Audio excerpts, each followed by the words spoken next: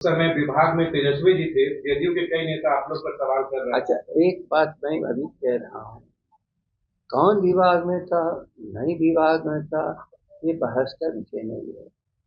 तेजस्वी जी को ये भी नहीं कहा है कि इक्का दुक्का कभी बीच में जो भी मंत्रालय किसी किसी में गया, लेकिन ये तो हमेशा मंत्रालय मुख्यमंत्री जी के अपने लोगों के पास रहा है, वो अपनी जगह पर है। लेकिन क्या इस फेंका फेंकी से जनता का काम हो जाएगा क्या?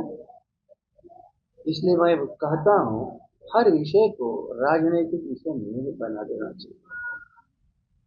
तलाशिए उस इलाज को, याद रख लेना, क्या रोगी क्या अपनी परहेज नहीं किया इसलिए बीमार हो गया, इसी पर डॉक्टर रोगी को खरीद नहीं देता है, तत्काल उसका इलाज करता है, बचाव करता है, और फिर सावधानी के लिए उसको सलाह भी दे देता है।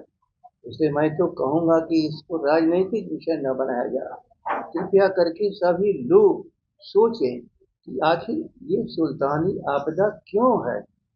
और सुल्तानी आपदा मैं कह रहा हूँ तो एक व्यक्ति नहीं है, राज्य की पूरी ये श्रृंखला बनी हुई है जो नीचे तक जाती है। तो उसमें कहाँ कहाँ फेल्योर हुआ है, हमारे सिस्टम कहाँ फेल हुए हैं, उस सिस्टम को दुरुस्त करने की जरूरत है। ऐसे समय पर आदमी सीख लेकर के भविष्य से भी लोगों को आवागमन रुक गया। तो आप क्या समझ रहे हो? आवागमन रुक जाने का मतलब एक एक व्यक्ति को 10 रुपए 20 रुपए अलग से खर्च करना पड़ेगा, तब जाके किसी रास्ते से फिर अपने डेस्टिनेशन पर जहाँ जाना चाहता पहुंचेगा। और जब इसका हिसाब जोड़ोगे तो करोड़ रुपए में चले जाते हैं। तो ऊपर रिस्पॉन्सिबिलिटी है ना कि हम जन की सुविधा दिए हैं बहुत दिनों के बाद। नदी एक प्राकृतिक बहाव का रास्ता है, नदी कभी खत्म नहीं होगी, लेकिन नदी के भीतर जो बनने वाले हमारे ढांचे हैं उससे बचाव का काम राज्य का विषय है। इसलिए ये फेंका फेंकी का सवाल नहीं है। जनता की समस्याएं पैदा हुई है, उसको हल करिए, तो क्या अच्छा, मतलब। कई जगहों पर सर पुल गिरा है कई जगहों पर, और उसके लिए सरकार ने समीक्षा भी की, कई इंजीनियरों को सस्पेंड कर दिया गया। लेकिन वह एक सवाल वैज्ञानिक इसका देंगे, आखिर ये पुल और पुलिया पहले भी थे, आखिर कारण क्या है? एक ही हम प्राकृतिक का बदलाव हम प्रकृति का देख रहे हैं। इस साल भयानक गर्मी पड़ी, भयानक गर्मी। क्या इसका कुछ प्रभाव पड़ा है क्या? क्योंकि वो जो भी निर्माणाधीन है उनका गिर जाना एक अलग चीज है। निर्माण में गलती जो होती, लेकिन 10 साल 15 साल 20 साल जो टेस्टेड स्ट्रक्चर्स हैं, आखिर किसी भी हम बहते हुए पानी जिसको हम नदी कहते हैं अंदर जाते हैं, तो दुनिया में उसका निर्माण का एक ही विज्ञान है कि हम पानी के प्रवाह को बहने के लिए रास्ता देंगे।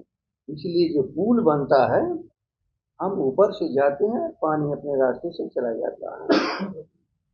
दूसरा चीज जो सुरक्षा है कि हर नदी का एक स्कोरिंग डेप्थ कहते हैं।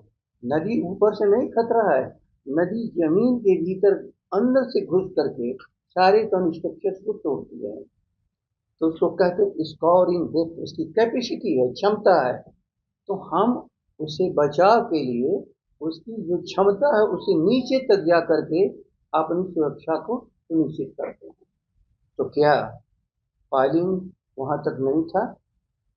डिजाइन फॉल्ट है क्या?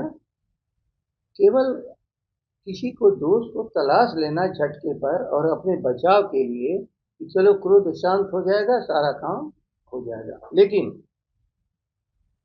जो इधर मैंने सुना और जाना है कि छोटी छोटी नदियों की उड़ाही हुई है 2 साल के भीतर, छोटी छोटी नदियों का।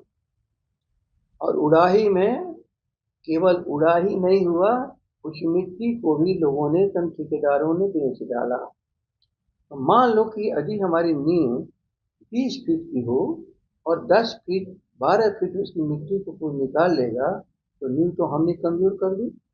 जब नींव कमजोर कर दी, तो जिस सारे सावधानी पूर्वक हमारे ढांचे बने हैं उस ढांचे को तो आज हमने बात को बिगाड़ दिया। इसलिए मैं बराबर कहता हूँ, प्राकृतिक आपदा एक होती है दैविक, ख्याल कर लो, जिसको हम भगवान कहते हैं, आसमानी कहते हैं। आसमान से बरसता हुआ पानी, आसमान से गिरती हुई बिजली भयानक बाढ़ का कारण बनती है। एक होती है स्वयं सुल्तानी आपदा, माफ करना शब्द को जरा ठीक से ख्याल करो। एक होता है प्राकृतिक आपदा, आसमानी आपदा, एक होता है सुल्तानी आपदा।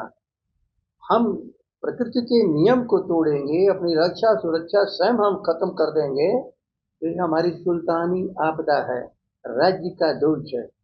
अब इसमें कहाँ क्या मामला हुआ है, अब ये लोग हमारे बताएंगे, तो जो पानी के वैज्ञानिक हैं, कि क्या हमारी पाइलिंग जो ऑब्स्कवरिंग डेप्थ है वहां तक हुई थी कि नहीं हुई थी, क्या पानी का प्रवाह दिया गया था रास्ता कि नहीं दिया गया था। लेकिन उसकी सुरक्षा तो करनी पड़ती है, किनारे किनारे बाकायदे प्रोटेक्शन होता है कि नदी इसके भीतर ही, तटबंध के भीतर और इसी प्रवाह के लिए जो रास्ता दिया गया है उसके अंदर से नदी प्रवाहित हो। लेकिन नदी यदि किनारे से इरोजन कर रही हो, कटाव कर रही हो, उस समय नहीं उसकी सुरक्षा करना, ये बोलो, ये तो सुल्तानी आपदा है ना, ये प्राकृतिक आपदा नहीं है।